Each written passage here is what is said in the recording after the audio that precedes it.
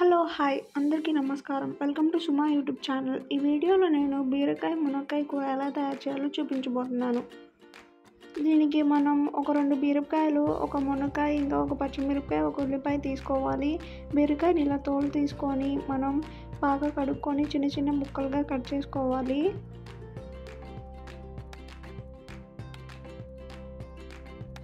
చిన్న చిన్న ముక్కలుగా కట్ చేసుకొని మనం పక్కన పెట్టుకున్న తర్వాత మనం ఒక గిన్నె పెట్టుకొని దాంట్లోకి ఆయిల్ వేసుకోవాలి. చూడండి, ఇలా ఒక 2-3 స్పూన్ల ఆయిల్ని మనం దీంట్లోకి యాడ్ చేసుకున్న తర్వాత ఆయిల్ హీట్ అయ్యాక మనం దీంట్లోకి తిరుమూతను యాడ్ చేసుకోవాలి.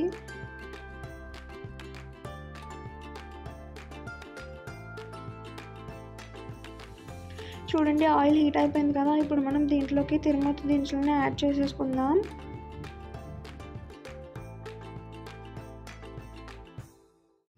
తిరుమూత దినుసులు కొంచెం ఫ్రై అయ్యాక మనం ముందుగా కట్ చేసి పెట్టుకున్న బీరకాయ ముక్కలు, మునక్కాయ ముక్కలు, ఇంకా మనం పచ్చిమిరపకాయ, ఉల్లిపాయని దీంట్లోకి యాడ్ చేసుకోవాలి.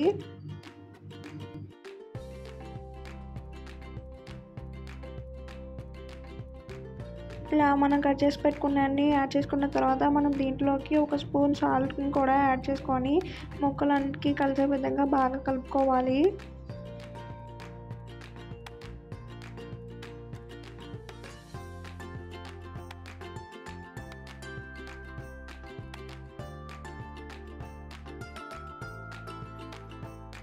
ఇలా బాగా కలుపుకున్న తర్వాత మనం దీని మీద మూత పెట్టి ఒక 5 నుంచి 6 మినిట్స్ దాకా వేపుకుంటే ఇలా దీంట్లో వాటర్ వచ్చి ఉడికిపోతుంది కదా. ఇప్పుడు మనం దీంట్లోకి అల్లం వెల్లుల్లి పేస్ట్ని దీంట్లోకి యాడ్ చేసుకోవాలి.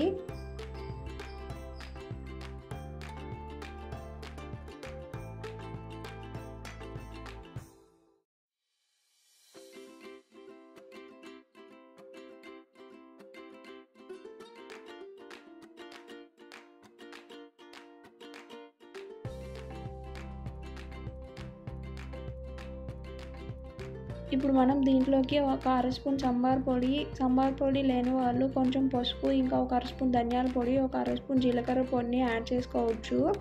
మనం ఇంకా దీంట్లోకి ఒక స్పూన్ కారం దాకా యాడ్ చేసుకొని బాగా కలుపుకోవాలి.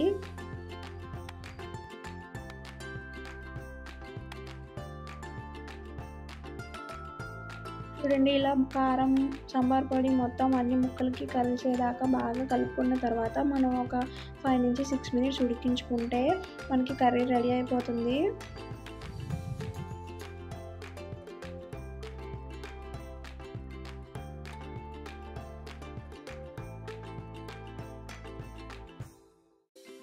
ఒక 5 మినిట్స్ తర్వాత దించి సర్వ్ చేసుకుంటే ఎంతో రుచికరమైన బీరకాయ మునక్కాయ కూర రెడీ అయిపోతుంది. మనం సింపుల్గా ఒక 1/2 అవర్ లోపే తయారు చేసేసుకోవచ్చు. ఒకసారి ట్రై చేసి చూడండి. ఈ వీడియో మీకు నచ్చినట్లయితే లైక్ చేయండి, షేర్ చేయండి, సబ్స్క్రైబ్ చేయండి.